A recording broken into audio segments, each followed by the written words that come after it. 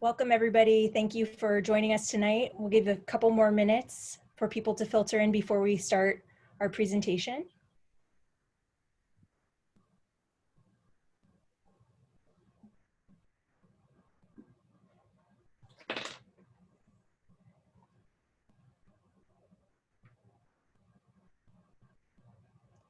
Okay, well, thank you everybody for joining us tonight for the CSU and UC information session.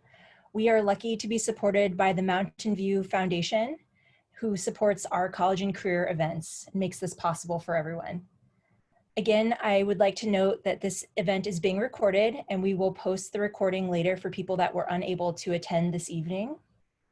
The format for tonight is our first hour from 6:30 to 7:30 will be our CSU representative, and from 7:30 to 8:30 p.m. will be our UC representative. At the end of each presentation, there'll be time for question and answer. Please feel free to drop your questions into the Q&A throughout, and we'll do our best to get through as many as possible before the time is up. Whatever isn't answered, we will do our best to create an FAQ sheet and post it somewhere on our website to make sure that your questions are answered. So without further ado, I'd like to introduce my colleague at Mountain View High School, Jessica Yazdani, who will introduce our first speaker. Hi, everyone. Like Laura mentioned, my name is Jessica, and I'm the College and Career Coordinator at Mountain View High School. Thank you so much for being with us tonight. I just wanted to make a few announcements before I introduce the first presenter. If you have questions throughout the presentation, like Laura mentioned, feel free to use the Q&A box. And we will wait until the last 15 minutes of the presentation to answer your questions. And then just to reiterate Laura's point, if we aren't able to get to all of your questions tonight, we're going to do our best to review all of those questions later on and send you all an FAQ page. So without further ado, I'd like to introduce our first speaker. His name is Miguel Rios. Hi, everyone. Welcome. Yeah, thank you for the introduction. I'm going to go ahead and share my screen now to get us started. If any of you are interested in learning more about CalPoly, if you could just take out your phone and with the camera app, just point it out to the QR code, and it should automatically take you to our registration form. Again, this is only if you are interested in more communication from CalPoly, so you can go ahead and do that. So I'll stay on this slide for a couple of seconds, but just some brief intro about me. My name is Miguel. My pronouns are he, him, and his. I'm also CalPoly alum. I'm originally from the San Diego area, and I did go straight from high school to CalPoly, graduated from there in 2017 with a Bachelor of Arts in Spanish and a minor in math. So now I work in the admissions office on the recruitment team and helping prospective students out with understanding the admissions process, the application and our selection criteria and all of that good stuff. So yeah, basically what this presentation is going to be, I have the first couple of slides talking about the California State University system in general, and then towards the last half, we'll be talking more about CalPoly specifically, about student life, about our specific admissions procedure. So yeah, so to get us started, the California State University system is one of the largest university systems in the nation. We have 23 campuses all throughout California, as north as Humboldt, all the way down to San Diego State. And you can see all of them listed on that, on the map you see on the slide. Our education models are very much student focused, and we really want our students to be ready for jobs post-graduation. So all of our CSUs have very much a hands-on type of teaching style. So you'll find that throughout all campuses. We really are a teaching campus or a teaching system.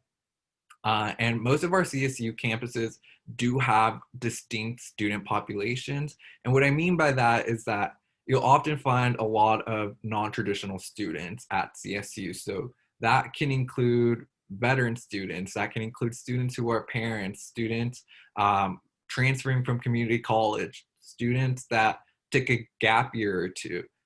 That's what non-traditional student means, and we really do, we benefit so much from having a non-traditional student in all of our campuses.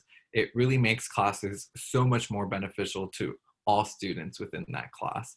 And we do offer more than 1,800 BAs and MA degrees in 300 plus subject areas.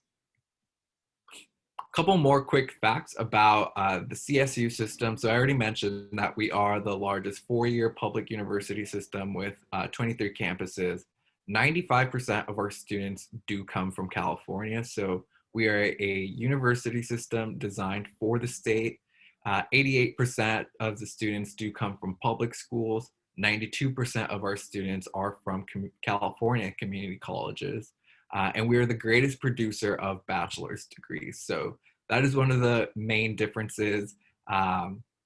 We have over the UC system. One of the questions, most popular questions that we do get is, what's the difference between CSU and the UC? And one of them is that we are a producer of bachelor's degree, whereas the UC system really focuses on creating those the master's degrees and the PhD programs. So that's one of those differences. And another last fact is that the CSU is the state's largest source of educators, where more than half of the state's newly credentialed teachers are from the CSU. So 1 in 10 members of the workforce is an alum of the CSU. And then we really want our students to be graduating at higher rates. So across all campuses in the CSU, one of our goals is to make sure that our graduation rates do increase while eliminating opportunity and achievement gaps as well. So a little bit about the admissions eligibility, which this admissions eligibility is sort of the same for all of the campuses, but some campuses may be a little bit more competitive, so they add additional admissions requirements, but these are what all campuses will be looking at. We're gonna make sure that you graduated from high school, and we're gonna make sure that you have completed the minimum A through G requirements with a C- or higher, and the following slide has those A through G courses listed. So once we get to that slide, I'll make sure to leave that so you can look at that. And then the final thing, earning a qualifying eligibility index. Now, just so you all are aware, the eligibility index is not used by CalPoly. We use a different format to determine admission eligibility. But basically what the eligibility index is, it's a number combining your test scores, ACT or SAT, with the GPA you received. So basically, it needs to show that you receive a certain GPA with a certain type of score. Now, I also want to let you all know that this year, the chancellor's offers from the California State University system did inform that for students applying this year for next year's admissions, for fall 2021 admissions, we will not be requiring test scores.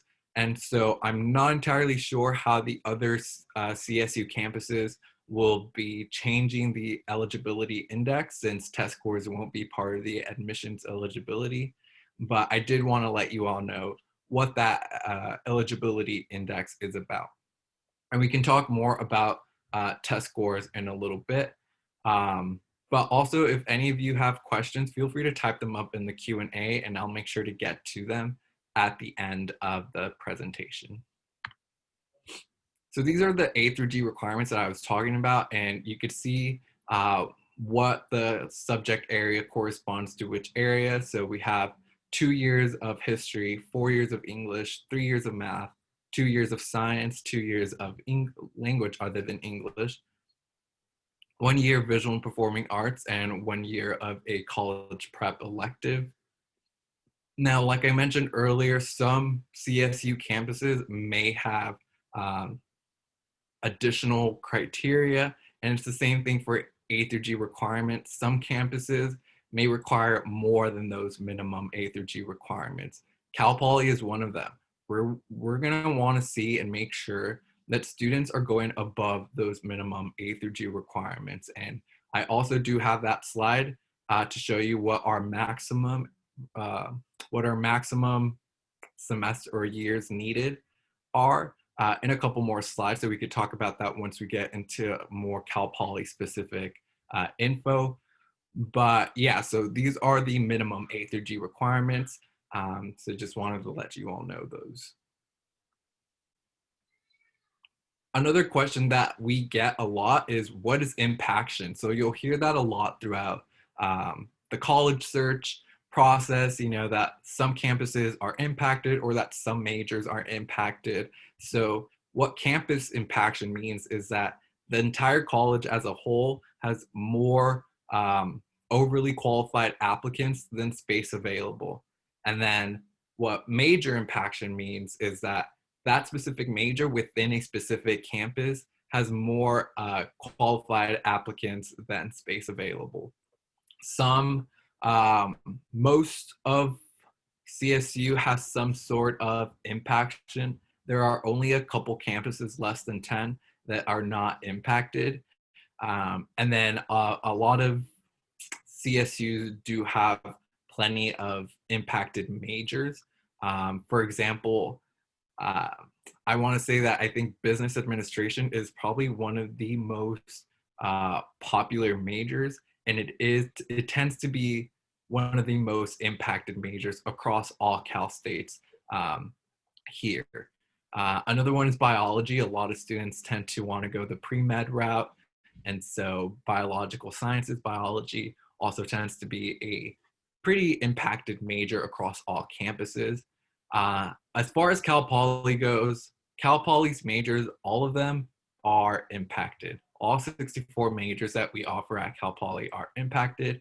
We are one of those few campuses that has a full campus impaction. So if you have any questions regarding impact, again, please let me know in the Q&A chat, or in the Q&A function, sorry. So now to talk more about CalPoly.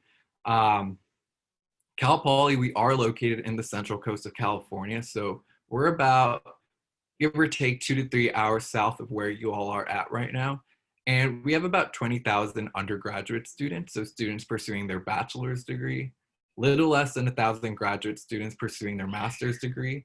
And we do not offer any PhD programs. So that is actually quite beneficial to all of you coming in as undergraduate students, because that makes us an undergraduate serving institution.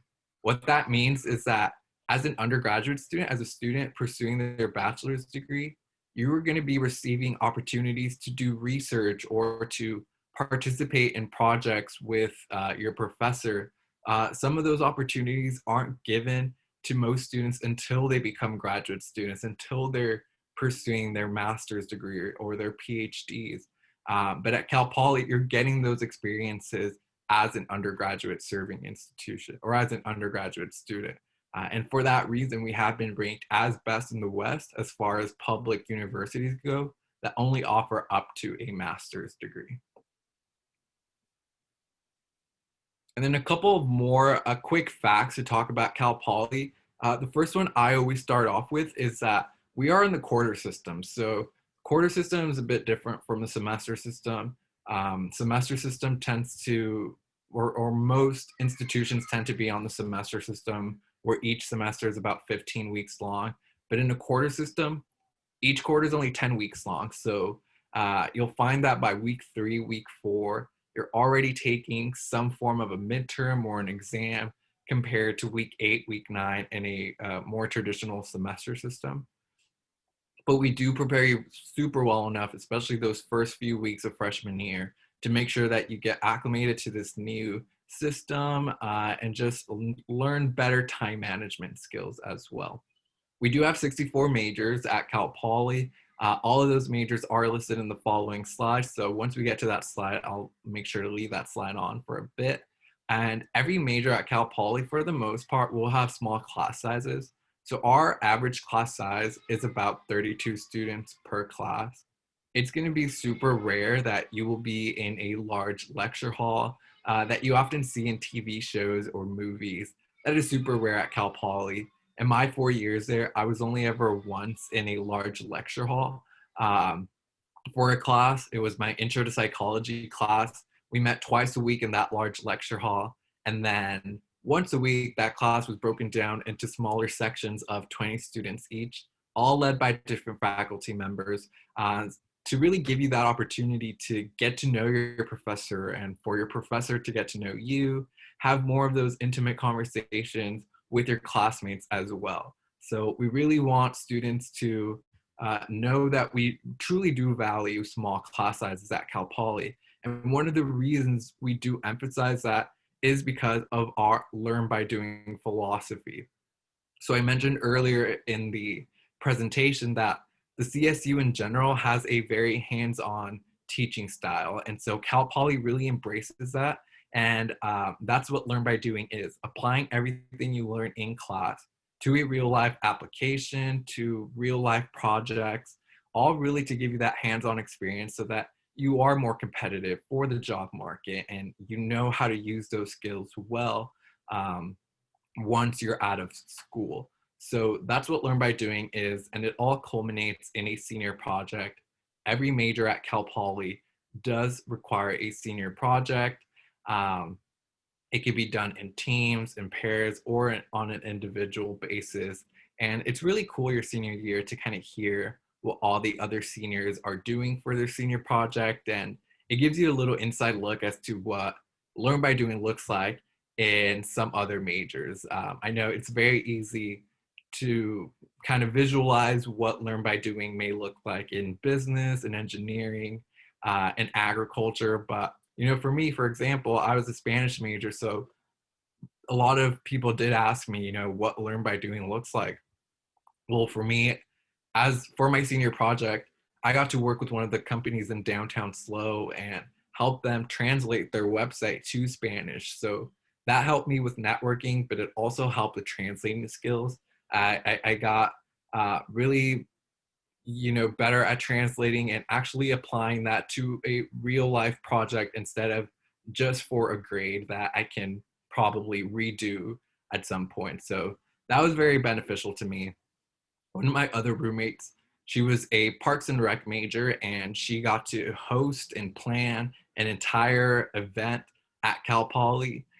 So that was also very great to see her kind of put all those ideas and have those ideas come to fruition. So Cal Poly really does want every student to have as many learn by doing experiences as you can, which brings me to my next point, which is our curriculum. Our curriculum is a bit different from other traditional college curriculums. We call it the upside down blended curriculum because what it means is that starting your first year, your first quarter at Cal Poly, you're going to be taking a combination of courses in your major, support courses, and general education courses. Compare that to other institutions where sometimes you don't start taking courses in your major until junior year.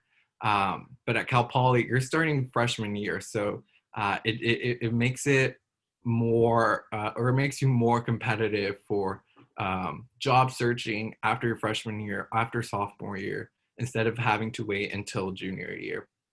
And so that's why we call it the upside down blended curriculum. But in order for that curriculum to work, we do require that you select a major when you apply to Cal Poly. We do not have undeclared or undecided, and it's really for that purpose so that our curriculum can work the best that it can. And like I said, this is a slide with all of our majors.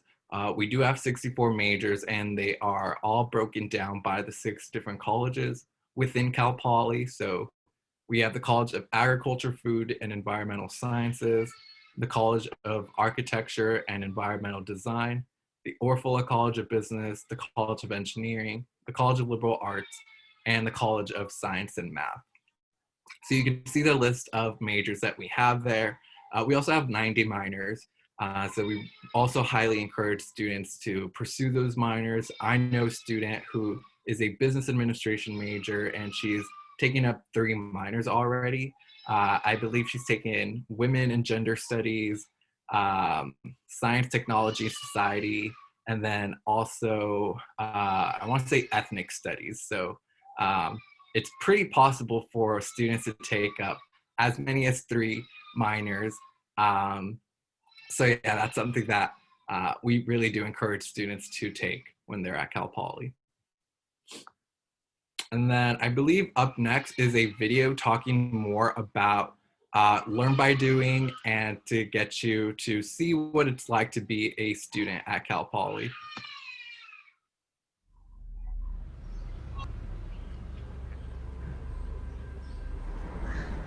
How you start each new day says a lot about you. At Cal Poly, we begin as we always have, by putting knowledge into action. We call it learn by doing. And for more than a century, we've made this idea the center of everything we do. We believe that experience is part of the curriculum. We don't see any difference between education and the real world. We know that it's the best way to learn and keep learning for the rest of our lives. So when we begin our day, we dive right in, head first and hands-on, because we're not satisfied to sit on the sidelines of our own education, and we know that if we want to make an impact on our world tomorrow, we have to put in the work today. If at first we don't succeed, we rework, rearrange, reimagine, redesign, rethink, rebuild, and refuse to give up. Because our state, our nation, and our world need us to be ready from day one, to take what we learn by doing and use it to help build a brighter future. How you start each day says a lot about you. How you spend your day says even more about how you'll start your career and how you'll live your life. Because it's one thing to be ready one day, and it's quite another to be ready day one.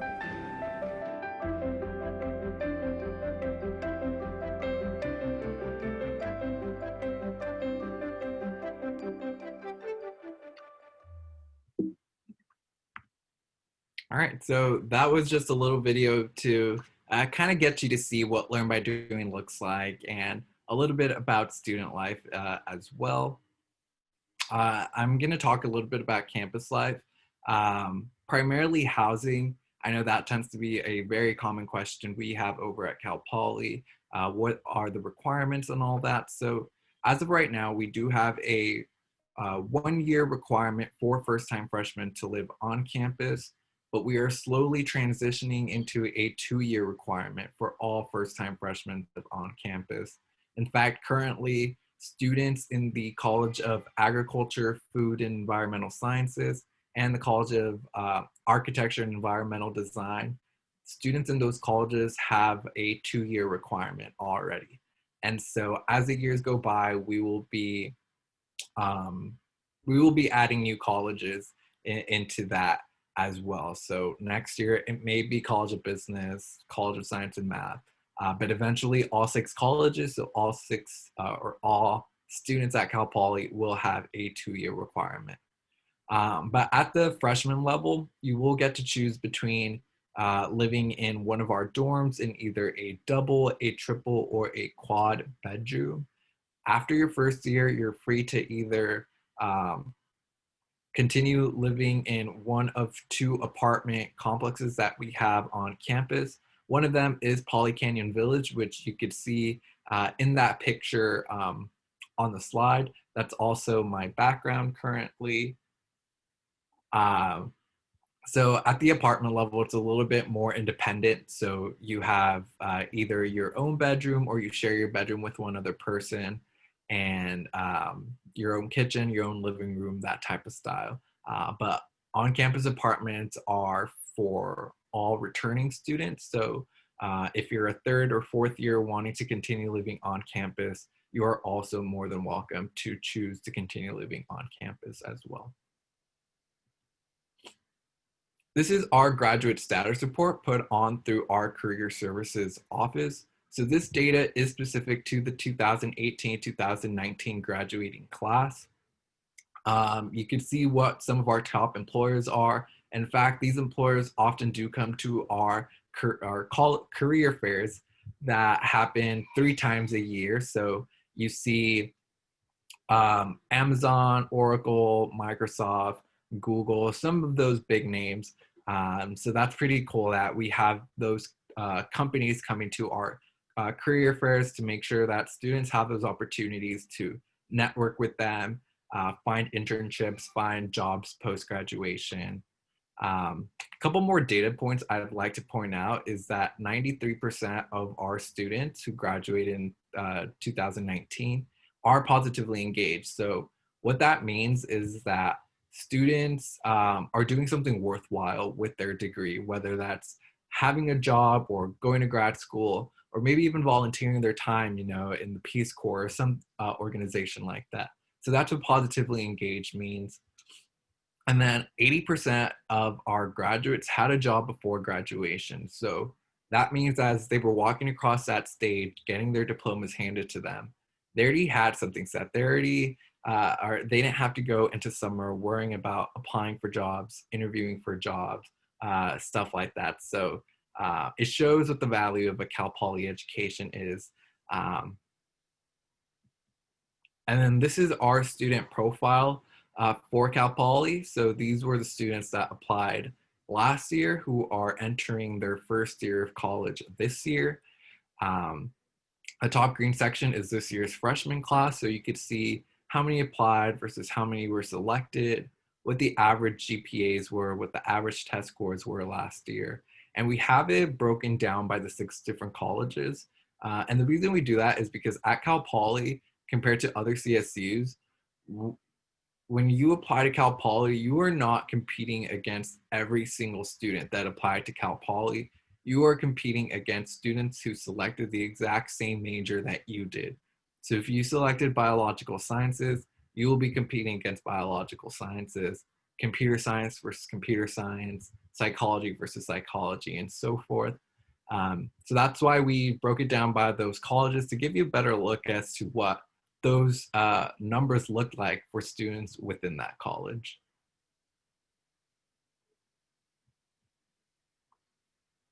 And now a bit about our selection criteria. So we kind of already went over the CSU admissions eligibility. Another thing I'd like to point out with the CSU application is that none of the CSU campuses require any essays, no letters of recommendation, no personal statements. We will only be looking at your coursework and GPA. So starting off with coursework, that just means the A through G requirements. So we kind of already went over what those minimum A through G requirements are, but now I'd like to talk about what the recommended amount for Cal Poly is. So you can see those A through G requirements as well on this slide. The left-hand column you have, except in this slide, we have them translated into semesters, not years. So just keep that in mind. But on the left-hand column, you have the minimum A through G requirements. So we went over those already: 8 semesters or 4 years of math, 6 semesters or 3 years of math. Sorry, I think I said math twice. I meant to say English the first time. And then on the right-hand side, we have the recommended or maximum semesters needed or recommended. So 10 maximum semesters of English, 10 maximum semesters of math, and then you can see the rest. But this doesn't mean that you have to reach the maximum for each A through G category. We just strongly recommend that you try your best to get as close to those numbers on the right. So if you could only get up to 6 semesters of language other than English, that's already made you more competitive than the student who only completed 4 semesters of language other than English, you know? So you do not have to reach the maximum for each category, but definitely try your best. If your high school offers those extra courses in science and math, you know, make sure to take them so that you do become more competitive. And that's not just for Cal Poly. All the other more competitive CSUs will also most likely be looking at that. Did you go above those minimum A through G requirements? They want to see that you did. So keep that in mind. That's not just for Cal Poly. A lot of the other competitive CSUs or impacted CSUs we'll also want to make sure that you went above those minimum A through Gs. Also, if you've taken any community college courses, again, this is for all CSUs. If you've taken any community college courses, one community college course is equivalent to 2 high school semesters. So that's another way to kind of get those semesters up a bit. Take English, for example. If you take your 4 years of English plus a semester of community college English, that's 10 semesters. You've already reached our maximum of 5 years of English. So you have become that much more competitive in our selection process. Again, another way to go about it, and again, this is for all CSUs, not just CalPoly, is using your middle school coursework. Now, you can only use your middle school coursework if the middle school coursework was college prep. So college prep being for math, it'll be Algebra 1, Integrated Math 1, Core Math 1. Anything with algebra in the curriculum is considered college prep, and as long as you moved on to the next course in that sequence. So if you took math, or if you took Algebra 1 in 8th grade, you would have had to move on to geometry in 9th grade for it to count. And then also for language other than English, if you took any language in middle school, Spanish 1, ASL 1, French 1, in middle school, and you moved on to the next course in that sequence in high school, you're also good to go. So middle school coursework only counts for math and language other than English. It does not count for any other A through G categories, so keep that in mind as well. And then the second thing CalPoly is going to be looking at is GPA. So that means weighted GPA for us. I can't speak for what the other campuses look at, whether it's unweighted or weighted GPA, but CalPoly definitely looks at weighted GPA. So if you take in AP courses, honor courses, IB courses, those will all get you that extra point in the GPA. So make sure to list them on your application when you do so. Another thing that makes CalPoly a little bit different than other institutions is that for GPA, we're looking at 9th, 10th, and 11th grade grades. So a lot of other institutions only look at 10th and 11th grade, but we are adding in 9th grade grades as well. Again, I'm not sure what the other CSU campuses do, but at CalPoly, we are looking at 9th, 10th, and 11th grade grades for admissions purposes. And then the other thing that makes us a little different from other CSUs is what we call the non-cognitive variables. Now, just to let you all know, I have somewhat heard that because we won't be looking at test scores this year, that other CSUs may also end up using these non-cognitive variables. So that includes extracurricular activities and work experience. We're going to be asking you 4 questions on the application. First one will be, on average, how many hours do you have of work experience? Second question, on average, how many hours do you have of extracurricular activities? Third question, do you have any leadership experience? So were you a president of a club, church leader, team captain, anything like that we want to know. And then fourth question, is your work experience major related? So work experience can be paid or unpaid. It could be volunteer experience, completely up to you. Internships also count. So yeah, those are what we call the non-cognitive variables. And like I said, I do believe that the rest of the CSU campuses will be taking those into consideration, starting with this application period, since test scores won't be considered this year.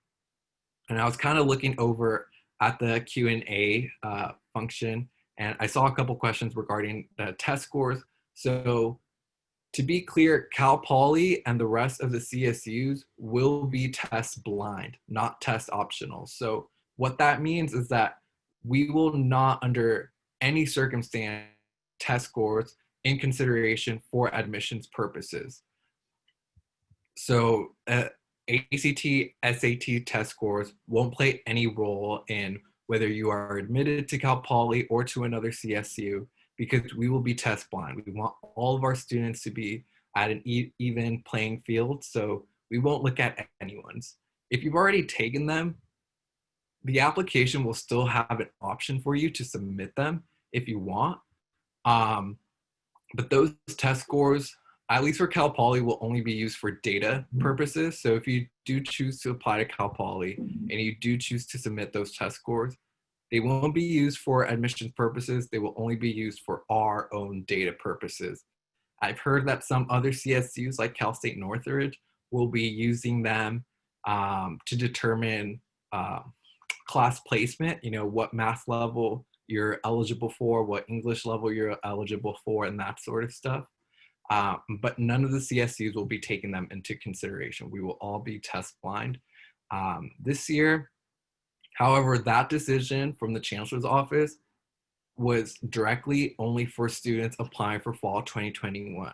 So that only applies to current students, current seniors who will be applying this year to go to college next year. No decision has yet to be made regarding fall 2022 and above. So if you're currently a junior, or if your child is currently a junior, sophomore, or freshman, just make sure to keep checking for updates and see what the Chancellor's Office says. I imagine that the Chancellor will make the same decision and make the CSU be test blind for future classes. But as of right now, that decision is only for students applying for fall 2021 admission. So it's current seniors right now.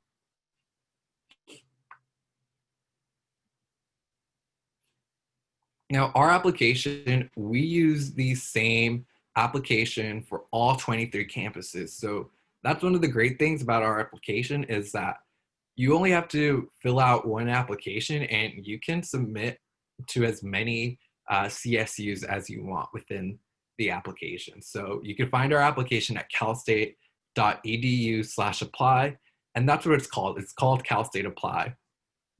And our filing period is October 1st through December 4th. Note that that's a different filing period than it has been in the past. In the past, it's usually been October 1st through November 30th, but we have given a 1-week extension starting this year. So we are going up till December 4th.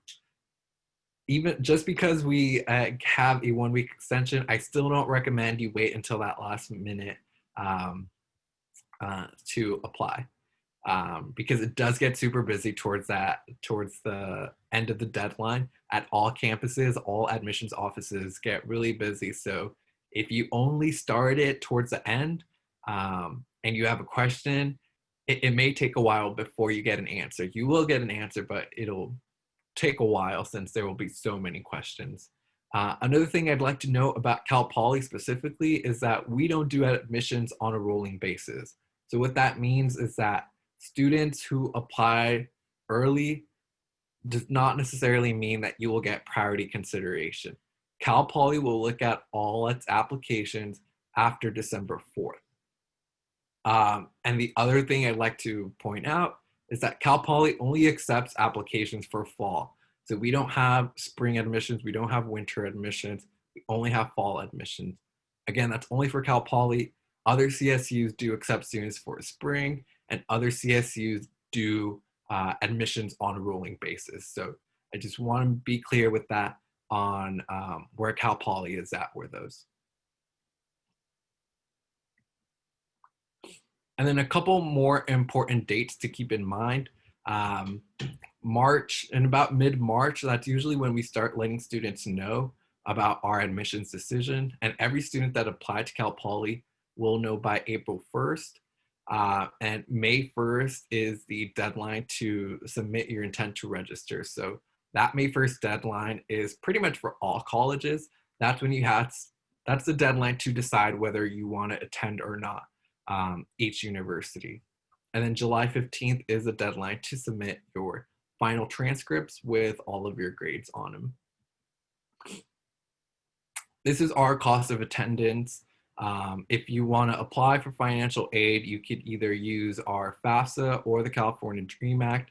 Both of those have critical deadlines of March 2nd, so you want to make sure if you want to be in full consideration, to apply by March 2nd. If you apply after March 2nd, there may not be sufficient funding. For merit-based scholarships, so scholarships based on your grades, on your academic record, there is no separate application needed for CalPoly. As long as you submit your application to CalPoly, you will automatically be in consideration for those merit-based scholarships. So that's another great thing about our application.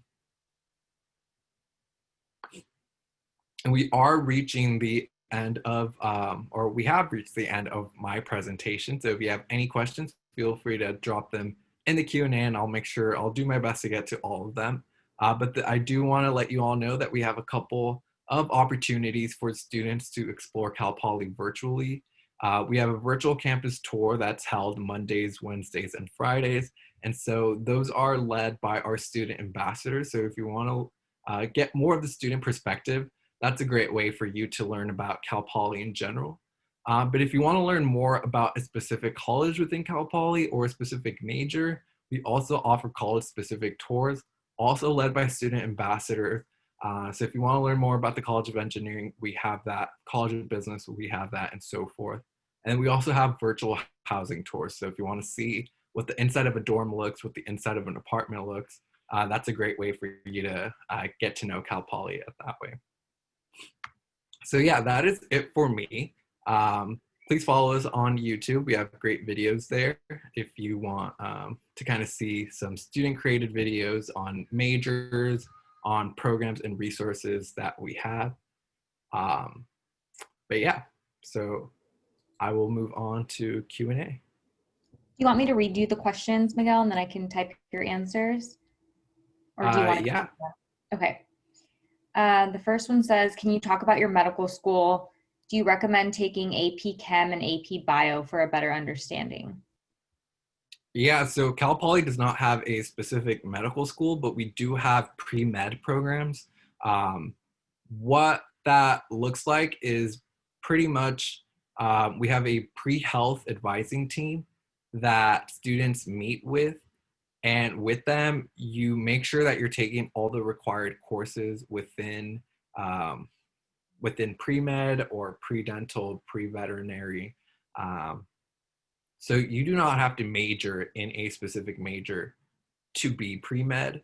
You can major in any of the 64 majors at CalPoly and still be pre-med, just as long as you take all of those required courses. I know a student who was business administration major and still got into medical school because they kept meeting with the pre-health advising team and, with them, he worked to make sure that he was taking the right courses for pre-med while still fulfilling all his business administration course requirements. So that's a little bit about pre-med, and that's pretty much for all campuses, for all colleges. You do not have to be a specific major to be pre-med.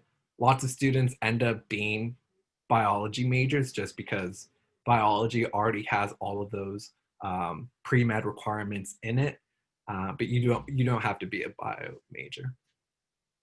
And then is environmental science an impacted major at SLO? Yes, all of our majors at CalPoly are impacted. So environmental sciences, there's a couple different options that you could have. There's environmental sciences, there's environmental management, and then if you're looking more for like fire type of environment, there's also fire science. So we have a couple options for environmental majors. And are there opportunities for double majors? What determines that eligibility? Yeah, so majors, CalPoly, we sort of discourage them, mostly just because we want to make sure that you are graduating on time. That doesn't mean that there haven't been students that haven't double majored. It just really depends on the similarities between both majors. So I know a student who double majored and graduated with a bachelor's in math and a bachelor's in statistics, but those are pretty much, they share a lot of overlap in their course curriculum. So it's very easy for them to still fulfill both of those majors requirements. But double majoring in an engineering major and business, I could guarantee you that that's not going to happen. Advisors won't let you do it. So it really just depends on what the majors are and what the timeline is to graduate within a reasonable time. And then will Cal Poly be considering senior year grades in the application process? Great question. So we will not be looking at your senior year grades, but we will be looking at your senior year coursework. So we're going to make sure that you're still taking college prep coursework your senior year, and you will mark that as either in progress or planned. So we're still going to make sure you're taking college prep coursework senior year, but we won't be looking at your grades.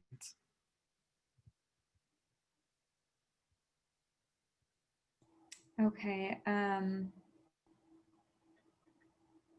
If a student tried to start their application online for fall 2021, but fall 2021 is not an option, what should they do? It opens up officially October 1st, right? Yeah, the application will only be open starting October 1st. Okay. And then, so this question is, do all CSU campuses go by rolling admission? So, and I think you had addressed that, especially the impacted campuses probably do not go off of Right. rolling admission, but there are several that do, not Yeah, there are some impacted. that do. Yeah. And then, okay, so you answered this one also earlier. Does Cal Poly start processing applications as soon as they are received? Do I have a better chance if I apply the first week of October? Yeah, no, you don't. We will be looking at all applications after December 4th. So Okay. don't do it too quick. You know, a lot of students do end up making mistakes and then they call us and we have to go through that process. So there's no need for you to rush and make mistakes. Take your time with it. And then someone said they saw something on your slide deck about letters of recommendation. They said, we thought you do not require letters. Yeah, so there was something with letters of recommendation. That's only if you apply to our EOP program. So EOP is designed for students who are first generation college students or that come from low income families. If you apply for EOP, you will be required to submit 2 letters of recommendation. But if you are just submitting your general Cal Poly application, there will be no letters of recommendation. And then do you know what the percentage of pre-meds at Cal Poly matriculate into medical school is? The last time I checked, we were closer to 40%. But that number really does change just because a lot of students don't end up going to med school right after Cal Poly. They take a gap year or two to study for their exams and all that. So it's not a great reflection, but that's the number that we have.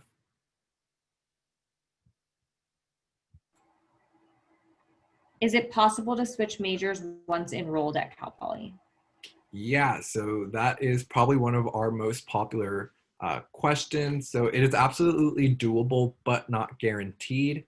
We do require that you finish at least 1 quarter at Cal Poly before you start that change of major process.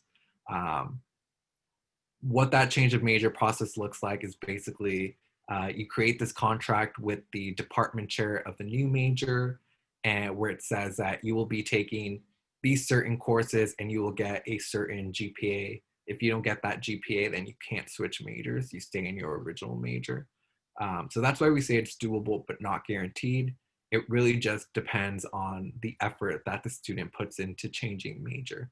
But yeah, I mean, about 30% of our students end up changing majors. So it's not rare. It tends to happen. I know someone who changed their major 3 times at Cal Poly. So very doable.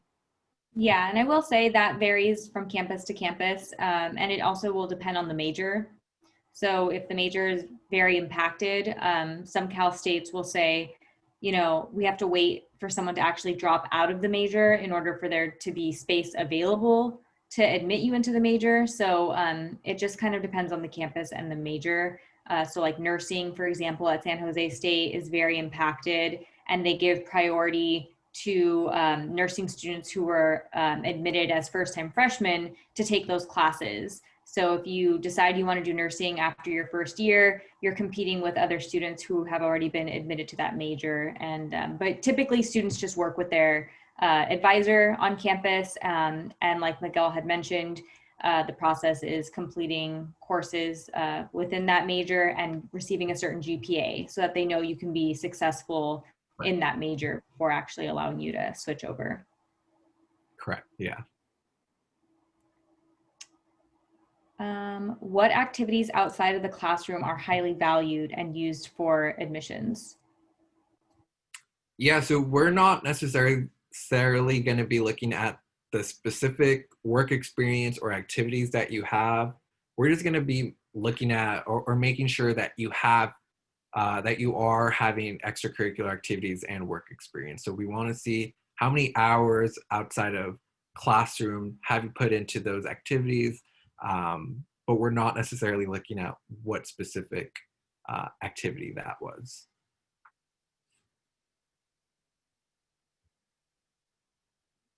And then do you consider each year from 9th through 11th the same, or do you place more emphasis on the 11th grade?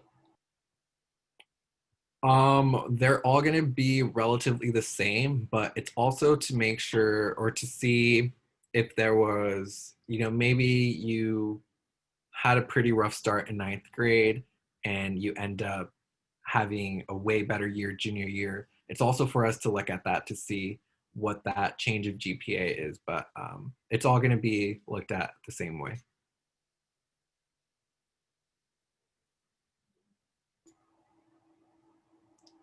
In terms of auditions for students who wish to major in music, do you know if the content/repertoire overlaps at the CSUs? I'm not exactly sure, just because I don't know which CSUs offer those specific majors. But if you are accepted into a CSU with a music major or something similar to that, each CSU will hold its different audition. And then if your work experience happens mostly in the summer, how do you answer the question about hours per week of work?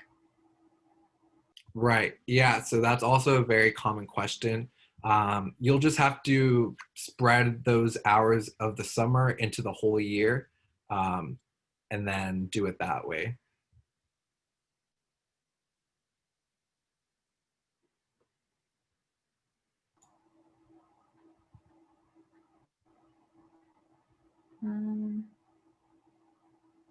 Can you explain a little bit more about what EOP stands for and what that program entails?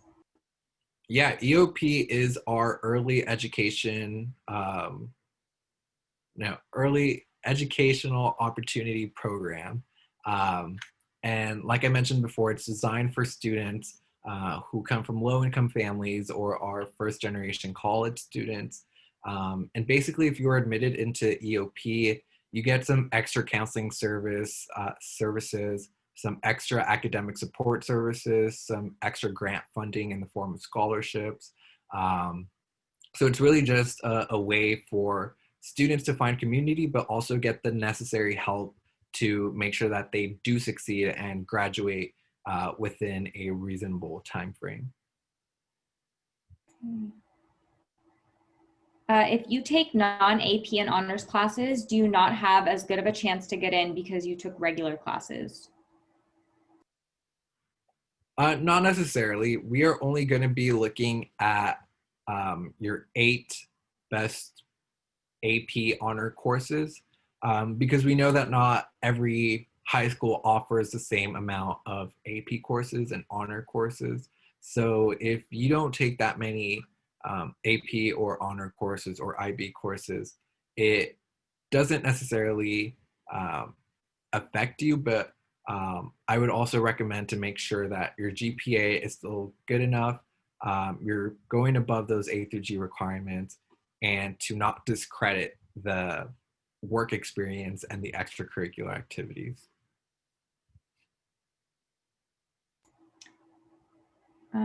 So you mentioned work experience for students, preferably in your major. I think you actually had said your,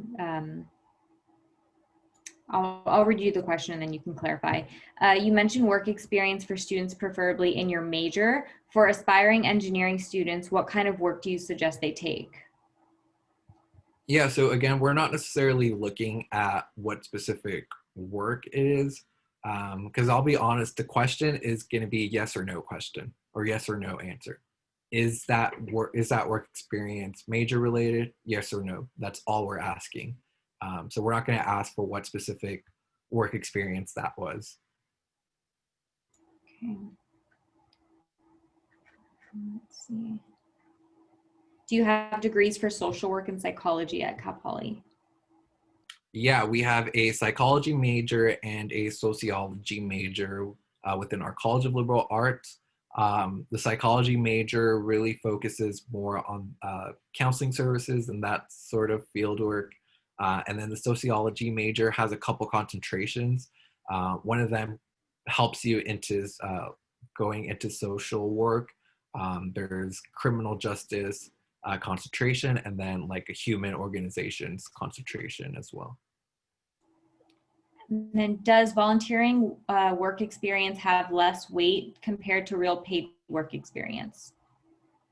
No, it does not. We're looking at it at the same way. So if you could only have volunteer experience, totally fine. Yeah. And what is Greek life like at CalPoly? Yeah, Greek life isn't as lively as it is at many other well-known institutions, but it's still there. About 25 to 30% of our students are in Greek life. So if you want it, it's there. If you don't want to be a part of Greek life, it's very easy to not be surrounded by it either.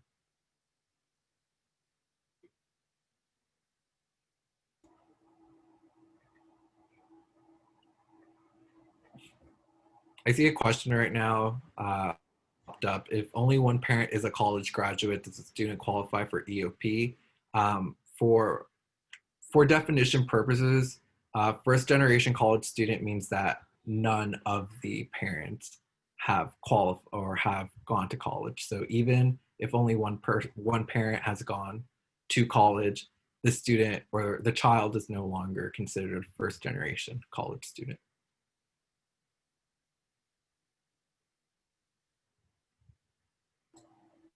What is the GPA requirement for liberal arts? There's not necessarily a GPA requirement, but our average GPA ranges anywhere from 3.96 to 4.25. But yeah, there is no minimum GPA or minimum requirement or required GPA.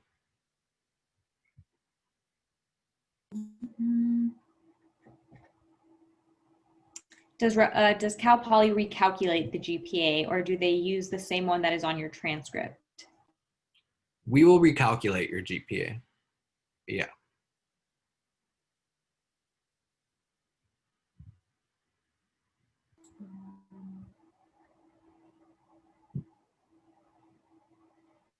And how are you guys going about the pass, no pass for the spring of this last school year? Yeah. We are totally accepting that, and we know that most students were in that situation. So it'll totally count. Just make sure to indicate that on the application as well, that it was pass, fail type of class. Can you give an update about the food service on campus? Yeah, so we actually just opened a new dining hall on campus. So right next to all of our dorms. So yeah, it's getting better, way better each year. I'm kind of biased because when I was at Cal Poly, I worked in campus dining, so I would eat there a lot, and I enjoyed it. But I know there's been some bad rep for it, but we are each year getting better, and with that new dining hall, it's only getting better. Awesome. Well, it's 7:29, so we're going to get ready to pass it over to Laura and Melanie to begin the UC portion of tonight's presentation. But thank you so much, Miguel, for being with us tonight. You did a wonderful job. We appreciate it. And again, we will do our best to respond to all of your questions in the Q&A box and send out those questions and answers sometime later this week. Thank you again. Thank you. Bye. Bye, Miguel.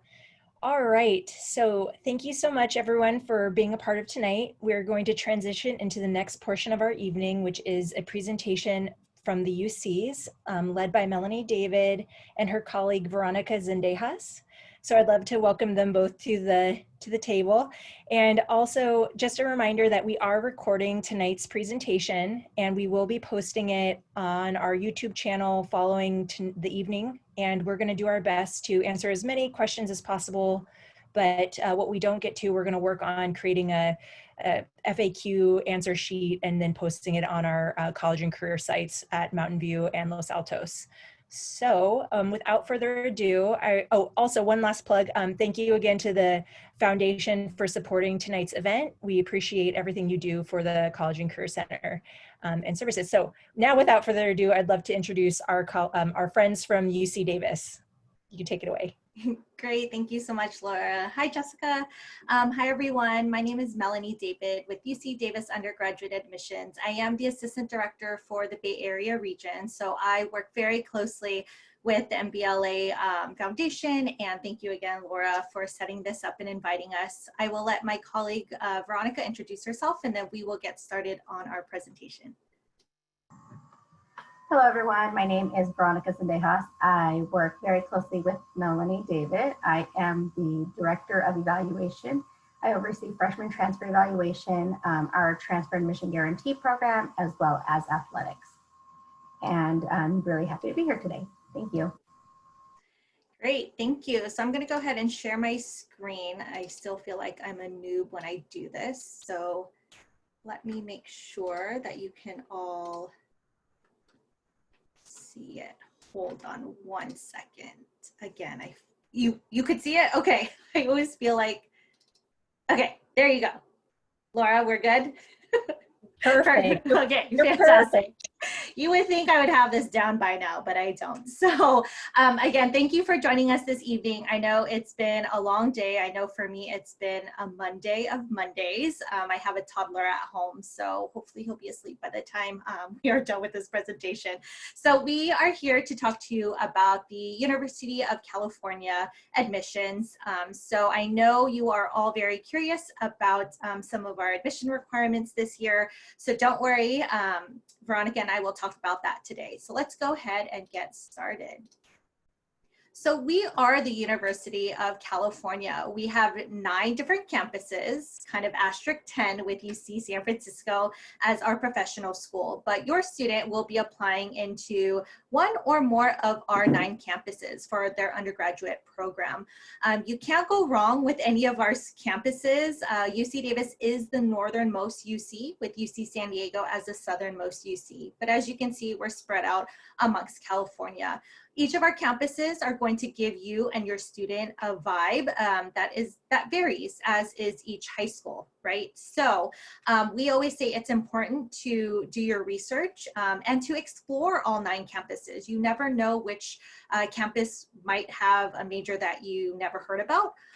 Or you might be surprised that, you know, UC Merced has something that you never knew about. So again, explore all 9 of our campuses. We have great resources. We have, if not the same kind of opportunities for our students. So again, consider all of them because they are all really great. So when your student is applying to the UC, it is one application for all campuses, which is really nice. So your student is really focusing on that one application. The application for you parents that have seniors in here, or for you seniors that are here, the application is open right now. It opened up on August 1st. However, you cannot submit it until November 1st through the 30th. So right now, students, I always recommend that they fill out the basic information, look at what the application needs and looks like, leave it alone for a week or two, and then come back to it, fill out a little bit more, and then leave it alone. So that's really nice. There is an application fee for each campus that your student applies to. So it is one application for all UCs. However, you will have to pay for each campus that you do send an application to. There is a built-in fee waiver into the UC application, so we will need your family size and income to be considered for that fee waiver, and that will be calculated at the very end when you are ready to submit your application.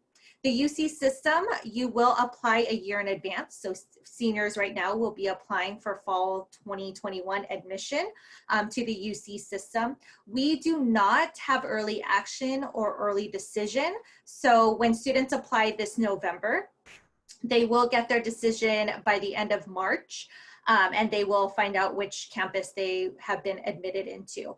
I know there's a question for the CSU. Does it matter if you submit it early or later? We recommend, as long as you submit it before the 30th, that's great. It doesn't matter if you submit it the 1st, the 15th, the 20th, or the 30th. As soon as December 1st hits, we start reading applications. I will say, Thanksgiving break is usually a great time that we recommend students submit them so they can enjoy that break. You don't have to nag your students for filling out the UC application, and they can just, again, enjoy it and get it in on time. But again, they have until the 30th at 11:59. So again, one application for all UCs, and that is where they will insert their personal insight responses in there, and Veronica will talk about that a little bit later on. So when your student is choosing a campus, what should they consider? They should consider the size of the campus. So do you want to be in a very, very large campus, not just student body-wise, but also land-wise? What location do some of you want to stay nearby, close to home? You have great campuses near you. Or do you want to go to Southern California or maybe Santa Barbara? And what majors are offered at those campuses? We want you to explore all 9 of our campuses. A lot of our campuses have very similar, if not the same majors. However, some of us have very particular majors that is unique to our campuses. So it's very important to figure out what area of interest you have. I know it was talked about in the presentation ahead of us that some students change your major, and that's absolutely fine. However, if your student or students, if you are interested in engineering or anything in the biological sciences, please put that as your first major. Okay, so please put that as your first major. All but one UC campus, so 8 campuses out of the 9 will allow you to put an alternate major when you are filling out your UC application. So UC Berkeley is the only campus that will not allow you to put an alternate major. The rest of us will allow you to put a first major and then an alternate major when you are applying to our campuses. So the undergraduate programs on our campus, 82% are California residents. We have about 40% that are first generation. And then a third of our students are transfer students, and 28% actually come from the California Community College. So again, just some percentages, they're not supposed to add up to 100, okay? So some academic engagement information for you all. About 42% of our students do participate in community service, so our students are involved. Yes, our UC system is competitive, but we want students to get involved on our campus. Almost half or more than half of our students participate in internships, field studies. Sometimes they work on our campus. 85% of our students do some sort of research or creative work with our faculty. So again, this is UC-wide. So your student is going to get an experience that they can take with them for the future, for when they're applying for jobs. This is their way of networking and meeting other people. So again, we take great pride in what our students do on all of our campuses. We support all of our students on our campuses. We have undocumented centers on all of our campuses. We have the Guardian Scholars for students that were former or are current foster youth. We have veterans on our campus. We support our first generation students. So again, these are just some of the ways we support our students on all of our campuses. And there are many, many other programs that we all have on our campuses to make sure that our students are able to quote unquote, I would say find a home or find a community on all of our campuses. Yes, we may have large student bodies, sometimes a large amount of land on our campus, but our students are able to find support and a community on all of our campuses. So UC does lead the way. We know these are tough times. We know these are unprecedented times. So we take full responsibility and charge of making sure that our students' mental health, their emotional health, and their physical health are being taken care of. We know it was a quick switch for our students, almost taking finals virtually, and then all of their spring quarter or spring semester was online. So we do make sure that our students have those their opportunities, the access to mental health services. We don't want students to have to worry about food insecurities. So we do have our basic needs places on all of our campuses to make sure that students have access to healthy food, have access to their basic needs. So again, we take full responsibility for that at the UC system. So now I'm going to pass it on to Veronica to talk about the exciting admission requirements. Thank you, Melanie. So I'm going to first just basically talk about freshmen, and I know that there's a lot of changes this year, so hopefully we could address some of those things. And once again, I am talking mostly on the UC system as a whole. Next slide. So first off, it's really important that we talk about the fact that this year, the subject requirements and the GPA are going to be the two main freshman admission requirements. When we talk about subject area, we are talking about the A through G. It's going to be your history courses, English, the 3 years of math, language other than English, visual performing arts, and our college preparatory electives. And like I said, the other additional requirement is going to be the GPA requirement. It is a 3.0 for California residents. And when we're talking about GPA, it is going to be the grades that you've received in between your sophomore and junior year. However, we do see the classes and grades the students have taken their freshman year, and then the classes the students are registered for in their senior year. But for GPA purposes, it is only the 10th and 11th grade. So when we're talking about selection, there's a few things. So the first thing is our applicant pool. What we really want to stress is that the UC system is looking at different applicant pools because not every student is applying to every single UC exactly the same way.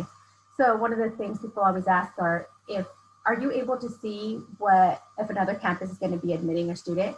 We at Davis aren't able to see if a student's being admitted to Berkeley or students being admitted to Merced or Santa Cruz. We all are reviewing our applications independently, so that's really going to be key. We're looking at academic factors, and so we are looking at kind of that GPA factor, the courses the students taking, the academic rigor, and we're trying to do a comprehensive review of everything. So we're looking at a multitude of different areas, and I think the key is that it is a comprehensive. People are asking, well, what about this GPA, or what happens, what do I have to have statistically to get in? I can't really give that answer because every campus is really looking at the whole student and seeing everything that they have to offer before they're making any admission decisions. So some of the things that we definitely want to bring up is on March 31st, the UC Regents approved a temporary suspension of letter grades required for the A through G completed in winter, spring, and summer of 2020. What we found due to COVID is that we wanted to ensure that students that were possibly adjusting to the classes at home schedule being all remotely online, we wanted to make sure that students weren't going to be penalized in any way. And so the UC Regents agreed that during this period in time, we can use pass or credit grades for those A through G courses. However, we still cannot use any D or F letter grades to complete the A through G. I know we are getting some questions about what about this next term, this fall term, is it going to be pass, no pass as well approved? At this time, we are asking that students receive letter grades for this fall, and we are trying to still assess the kind of COVID situation and online learning system. So like I said previously, we will be using the pass and credit grades, and the UC system does not accept the D and F grades. A lot of students also were asking about how this will affect GPA. So I don't have a GPA now for maybe the second term of my junior year, and now I'm going into my senior year. So my GPA might only be based off of 3 semesters, depending on your school system. That is accurate. However, we are training all of our staff to be able to assess these adjustments. We're looking at those freshman grades, those courses that you're taking, the courses that you're going to be taking senior year. This year, it's going to be a lot more intense and really making sure that we are following and reading every single thing on that application to ensure that we are understanding exactly what is happening with every student. Standardized testing, this is always a tricky one right now. So immediately, SAT, essay, and the ACT writing requirement has been eliminated from the UC application and requirements. And then until fall 2024, the ACT and SAT requirement has been suspended for California freshmen. So what that basically means is at the beginning, when I said there was 2 requirements for admission, there used to be 3. It used to be the GPA, used to be A through G, and test scores. So test scores are no longer a requirement for eligibility for freshmen. However, it gets a little bit trickier, and so hopefully I can explain this. So standardized testing timeline, and this is an ever-changing process. So what I say today could change tomorrow, but I want to make that very clear. So for fall 2021 and fall 2022, submitting scores is optional for all students. Campuses may consider scores as part of the comprehensive review. This is going to be a campus by campus specific decision.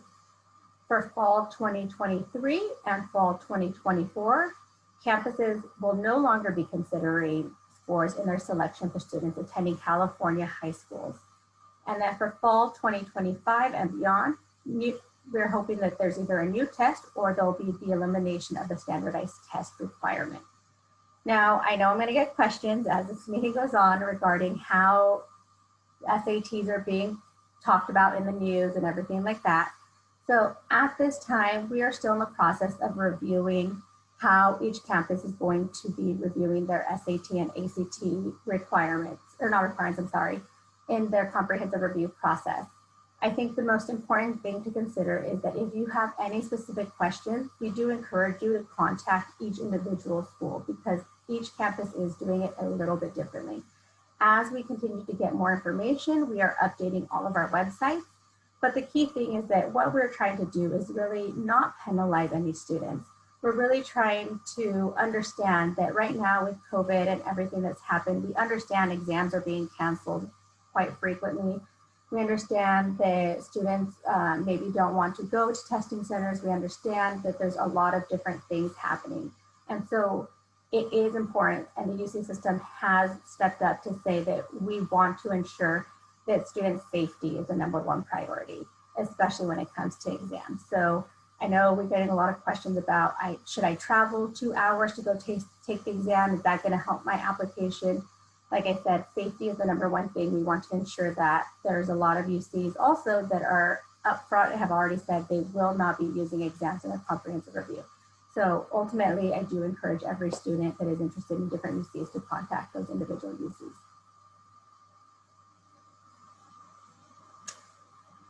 With comprehensive review, like I said, there's no one factor that's really looked upon more heavily than another. We do have a few multiple factors that are included, but academic achievement is one of them. We look at the personal and school context. So we look at kind of where the student's coming from, what is the opportunities that the student took in the context of the school, what resources that they have available to them. The PIQs provide so much information. I think that sometimes people think it's just a really fast response, but in regards to the PIQ, we really do learn a lot about our students. The activities and awards is really an opportunity to highlight any kind of leadership or different talents or interests the students may have. We have obviously the special talents life challenges. I feel like everyone's been dealing with a life challenge this year in regards to COVID and possibly fires and the smoke still. And there's just so many things happening, but we do understand that there are other life challenges as well. So we do encourage students to really talk about maybe some challenges that they possibly experienced. If they didn't experience any challenges, that's completely fine as well. And then we have special circumstances. So that's, once again, this year didn't expect all of these circumstances to kind of happen all at once. But kind of the key is not just talking about what's happened outside, but how that has personally impacted the student.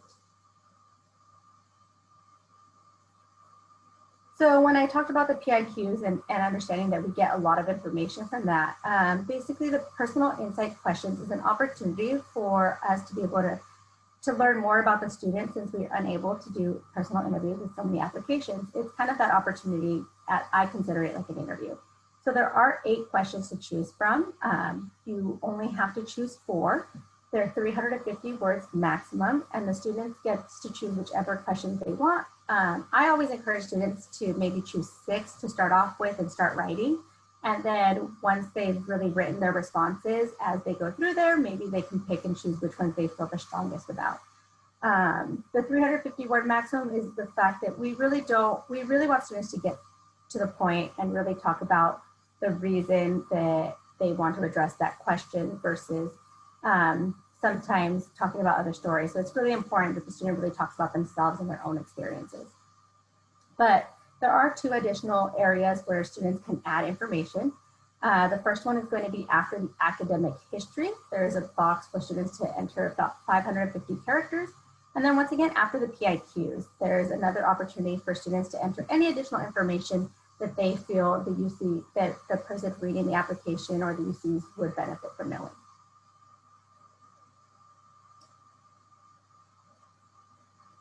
And so I just finished talking a lot about freshmen, but I think it's really important to highlight our transfer paths, especially the UC system is so focused on transfer students these days.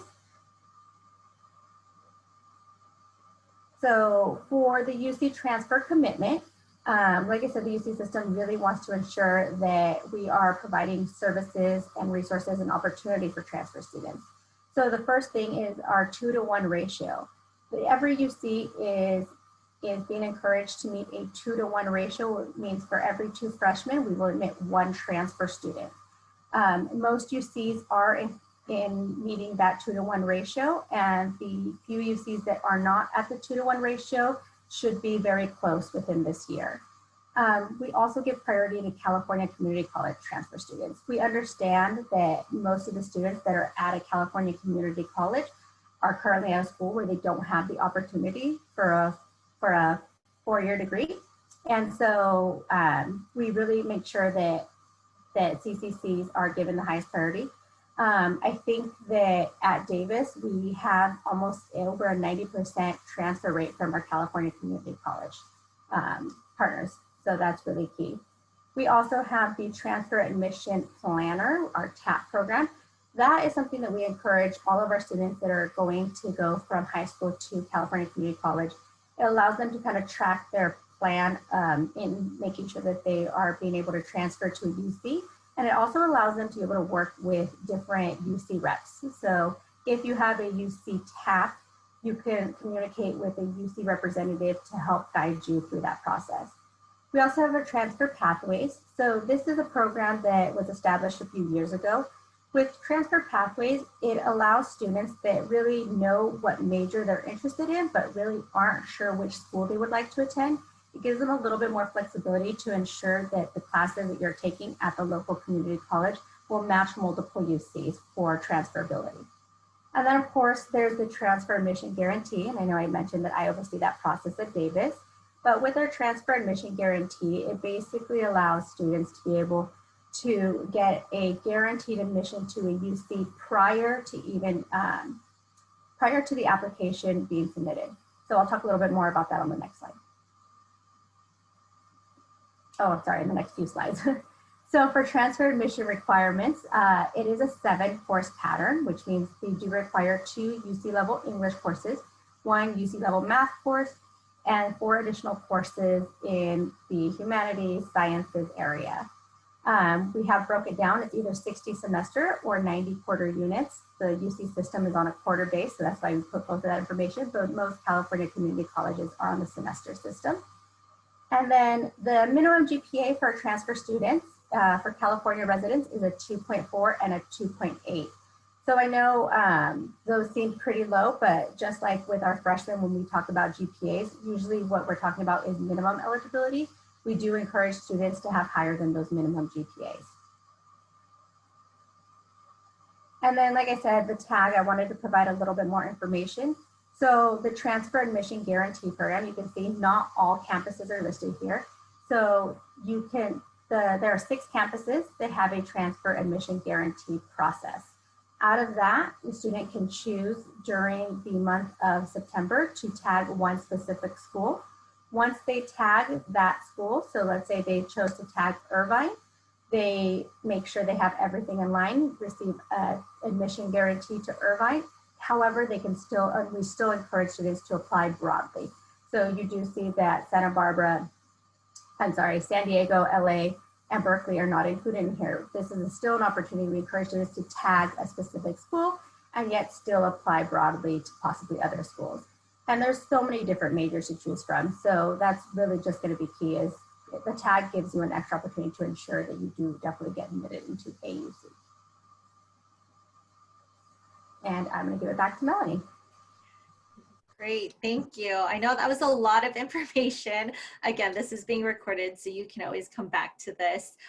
So I just want to talk a little bit about cost of attendance and financial aid, and then we have some resources for you, and then we will get to the Q&A portion of the presentation.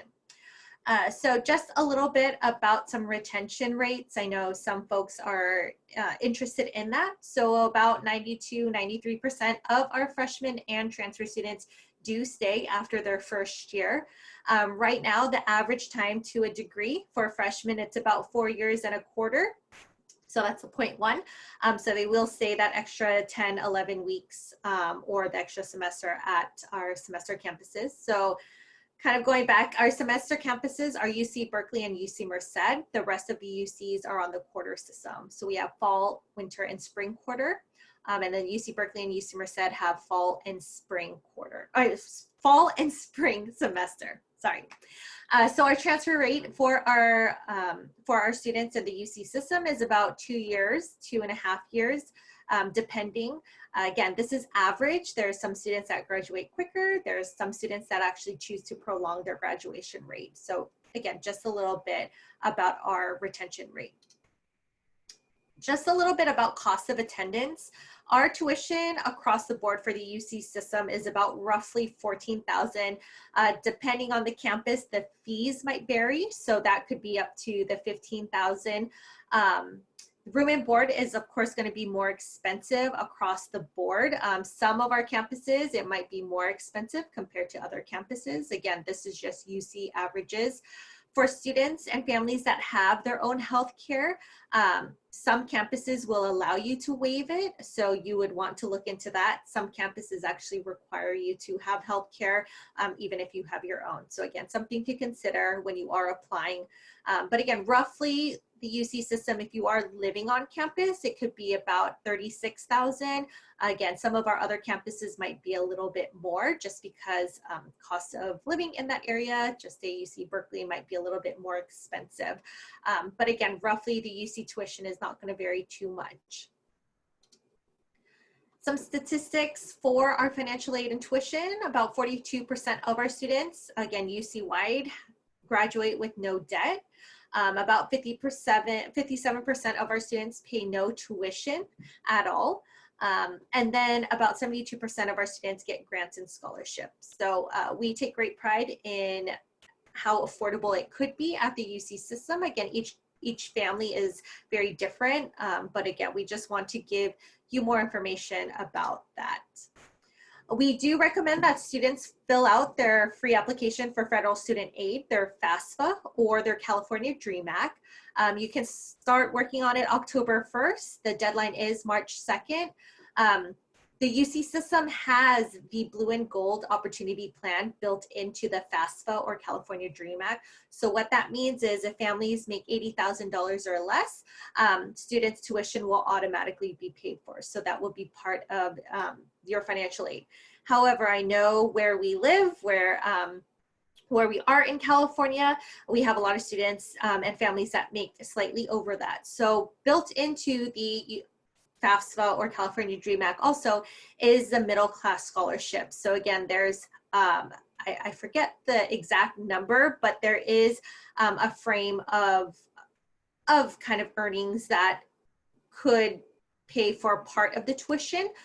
So it's very important, even if you think you may not qualify for financial aid, to still fill it out with your student, or students, please work with your parents or guardians or your adult that you're working with to be considered for financial aid. Your UC application, again, is one application for all UCs. It is also your scholarship application. So students, please make sure you fill out that portion of the application. It's just a tab towards the end of your application to fill out. So again, be considered for that. These are just some helpful resources and some links. You can take a picture of it if you would like, but again, you'll have access to this recording. So again, just general information about the UC admission, the application process for freshmen, and the selection process for transfer. So Veronica and I both work with freshmen and transfer students.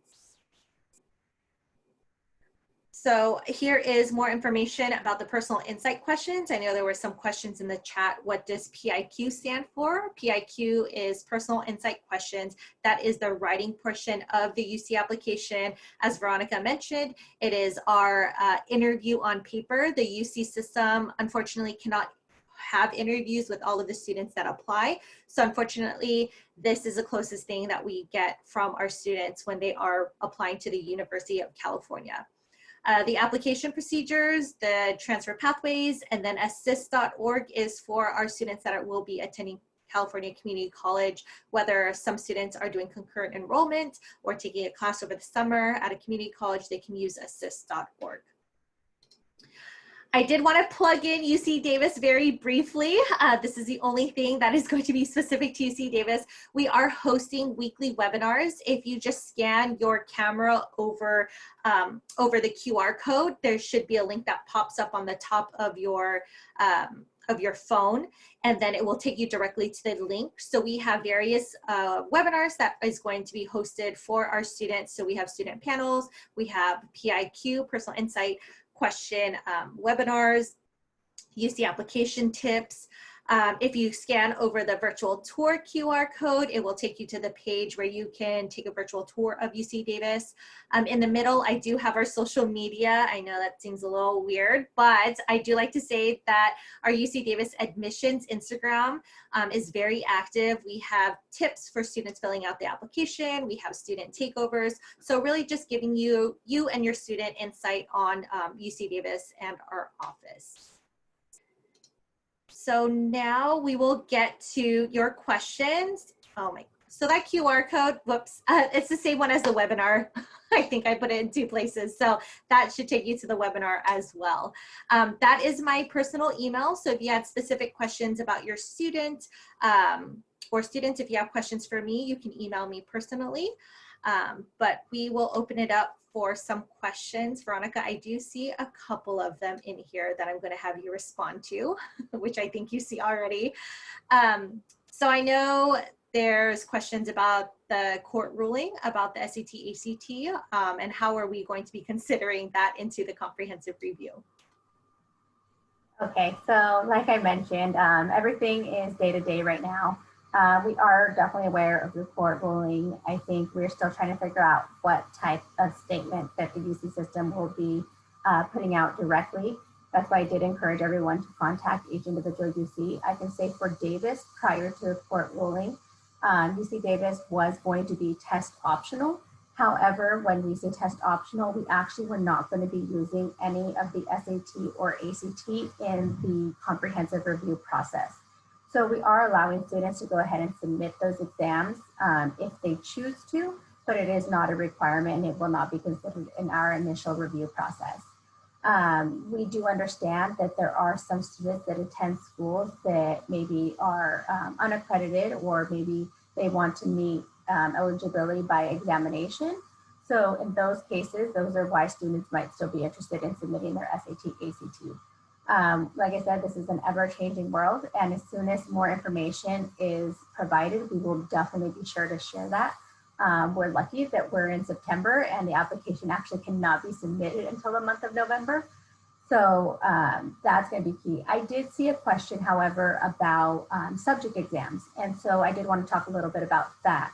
Although we are not going to be using, the UC system is not going to be using, it's test optional for SAT and ACT. Some campuses are still going to be using the subject exams if the student does report them on the application.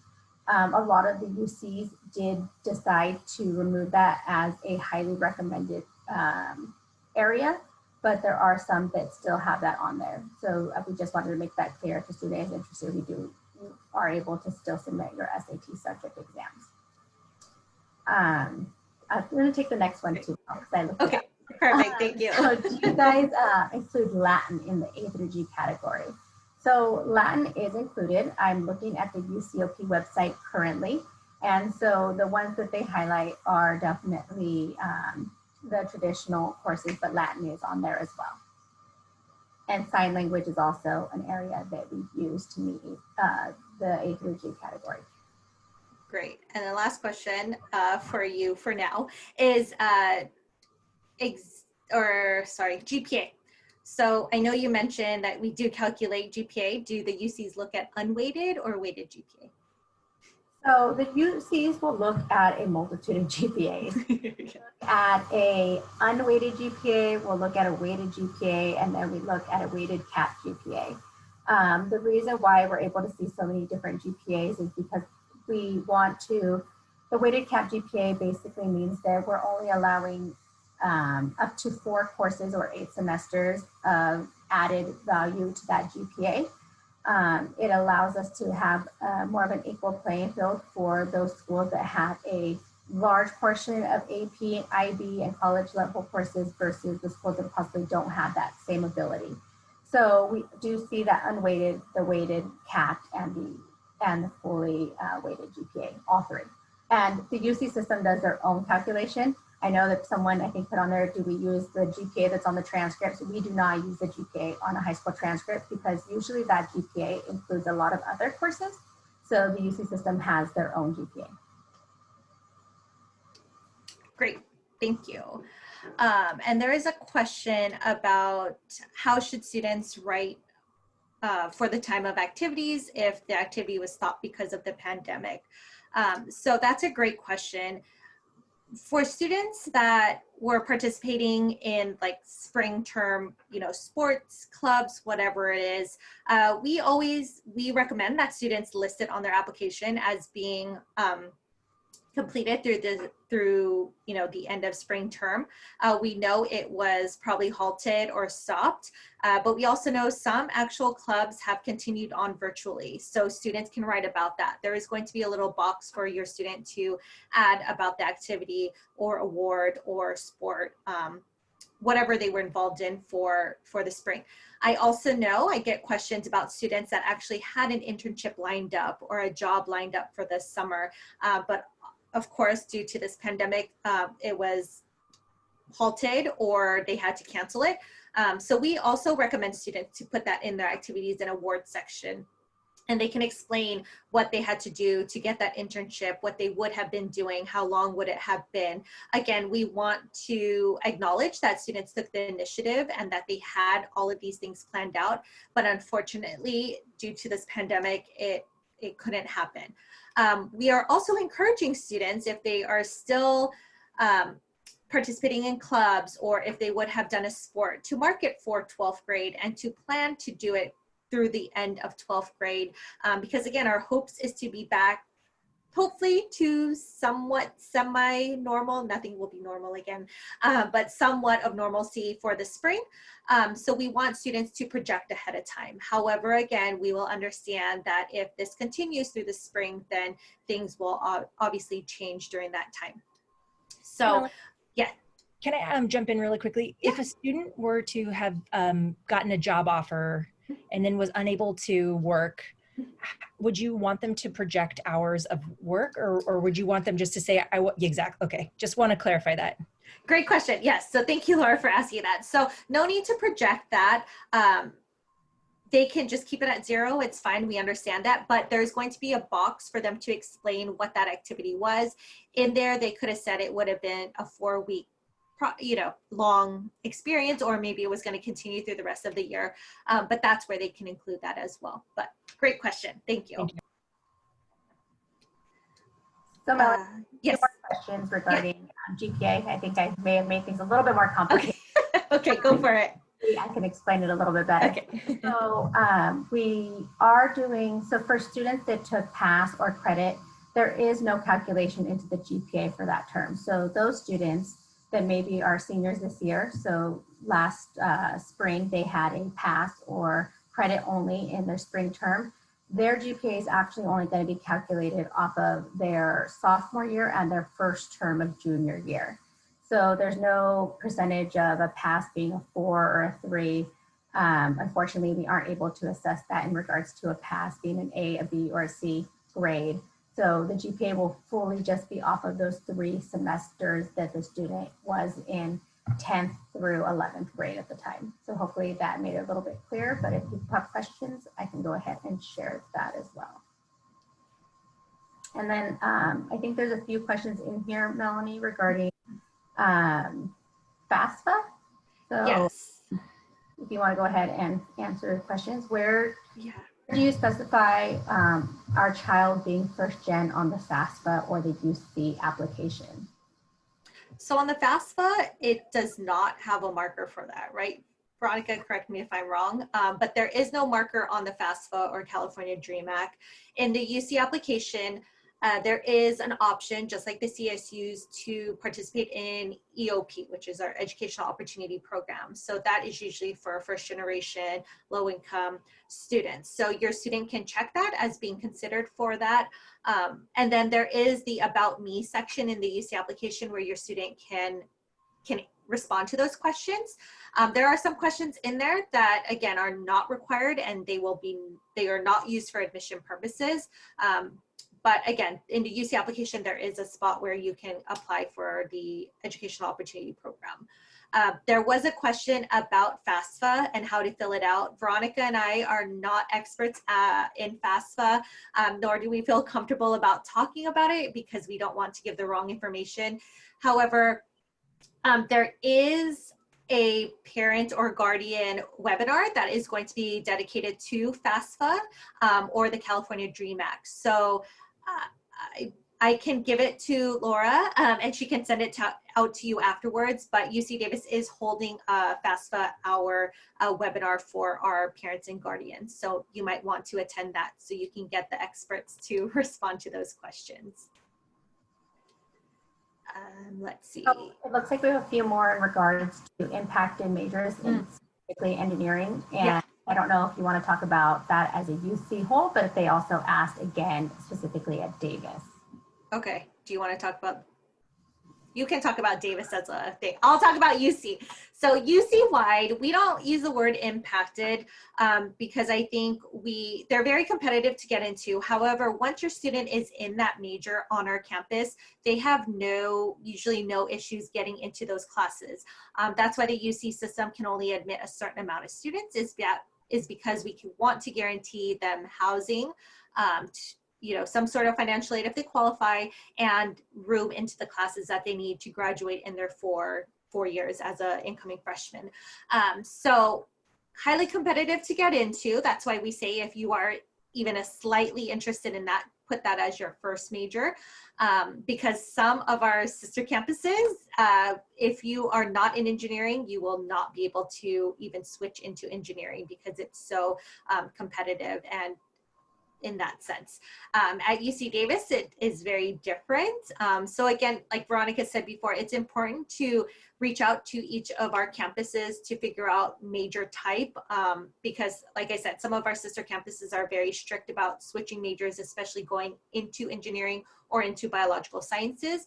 And some of our campuses are not as strict like UC Davis. So I'll let Veronica respond to the UC Davis part. So changing majors at UC Davis is actually pretty easy in regards to, as long as you're in good academic standing, we do allow students to change majors. There are a few exceptions to that. So with engineering, one of the things that we do require is that all the students that want to change into engineering do have to have all their lower division engineering courses completed. So if you choose to take them at the UC, you do have to complete all of those lower division engineering courses and still maintain a specific GPA. I don't have that exact specific GPA, but that is an issue. So if students are interested in still applying or majoring in engineering, even at Davis, we do encourage you to still go ahead and apply as engineering. We do find though, however, that a lot of students that do apply to engineering end up actually changing their major out of engineering within the 4 years. So that is why we do have a lot of flexibility in allowing students to still change majors as long as they do meet those specific requirements. And I know there's a question about political science. So yes, respective to UC Davis, but as a whole, I would say for students that are interested in political science or doing internships in general, the UC has a UC DC, so in Washington, DC. UC DC and a UC Sacramento internship program for students over the summer. So students can attend any UC and they can apply for the UC DC internship or the UC Sacramento internship. And they live in Washington, DC. We have UC housing in Washington, DC, where students will live there for the summer and do an internship there as well. However, again, UC Davis being particularly close to Sacramento, we're about half an hour away, our students have a lot more access because it's easy access. It's a 30-minute drive. Students can do more internships there. They, again, have access to the Washington, DC or Sacramento UC program. So being a UC student, they have a lot more opportunities because we have all 9 campuses. So even for study abroad, hopefully when it is up and running again, we have a UC-wide study abroad program, as well as each campus has our own respective study abroad. So your students have a lot more access in that way for internships, networking opportunities. There's a question in regards to auditioning material for students major in music. That kind of overlaps at various UCs. What would be a recommendation for students interested in majoring in music? Great question. So it is important to see what each campus is requiring. I know for our campus and some of the other UCs, you don't need to submit an audition. If you go into UCLA, I know some of their majors require some sort of portfolio. So it's important, again, to know if there's anything required. However, right off the bat, whatever you need to submit is just your UC application. And then if the UC needs something from you, if we need an audition tape, if we need whatever it is, we will send you an email. So it's very important that your student or students in here, please check your email, please check your junk mail. Sometimes the UC emails go into your junk mail or your spam mail. But if we need something for you, we will send you an email, and we usually give you a specific timeline to get it to us. And just because, you know, UCLA is asking something and it's not your #1 school, please respond to it. They still need that information as well. So again, if we need anything from you, please check your email. And I'm going to take the next 2, Melanie. Okay. First one is it possible to get accepted with 3.35 GPA at UC Davis? I was told most people have much higher. The second question is, if someone had a rough first semester of junior year and their grades weren't where they wanted them to be, would you take a look at, take into account the first semester of senior year grades to check for improvement? So I'm going to answer these together. And this kind of goes with our comprehensive review factor. So I think a lot of people put a lot of weight on the GPA. And one of the things that we really stress is that GPA is only one factor that we're looking at when we're reviewing applications. The UC system doesn't go and say this specific GPA equals admission. And so I think that when we're looking at everything the student has put on their application, from the courses they took to the extracurricular activities that they've been involved in, to maybe just the time they're committed to helping siblings with homework, to honestly a multitude of different things. And so we do look at also where they come from. We are looking at to increase diversity within our campus. And so we are looking for not just that 5.0 student who possibly just has done every single thing and has a multitude of, maybe they focused on just grades but didn't have everything else that they wanted to contribute to the whole person. And so the UC system in the whole, like I said, and I think one of the things that you'll notice is that when admission decisions come out, some people always ask us, like, why did I get into this school, but I didn't get into this school, and this one's more difficult to get into. It's not about that. It's what are the school individual UCs looking for, and how is that student or your student going to fit in their campus? That's going to be key. Unfortunately, we aren't able to look at senior year grades during the application process because they are due in November. And so by the time we are reviewing applications, students haven't filled out their grades.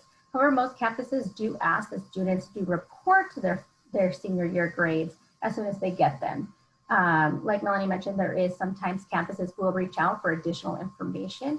If that's the case, there is an opportunity sometimes for students to put their first semester grades. But that is usually a case-by-case situation when we are not sure if we need some additional information when we're reading the application. Great, thank you. There was a question about summer activities. So how would you report it if a student applied to it, they sent in letters of recommendation, but they don't know if they got the that activity or that internship or volunteer work? So in that sense, students have the option to put it in the activities and award section.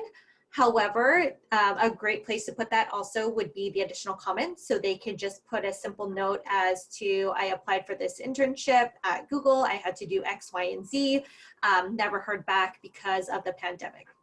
Cool, we at least have that information. We knew that they took the initiative to do this internship over the summer, and then this pandemic hit, and that's absolutely fine. So you can put it in the additional comments. Again, we understand this is such unprecedented waters that we are all in right now. So again, that's why the additional comments is a great place for students to add anything extra for us to know. They can add it in the, let me see, academic history portion of it. So they can just let us know that's what they were planning to do and it didn't pan out. And again, that's absolutely fine. That will not be the deciding factor if they are admitted into the UC or not. So it looks like we have one last question. It says, besides engineering, does the major we put on the application affect the chances of admission or changing majors? So I know that we did this whole presentation on being one UC system, and every time people ask us, it's what is your application? It's one UC application.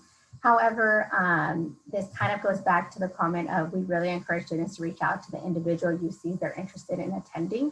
And that's because of the fact that each campus does have the ability to make their selection in different ways.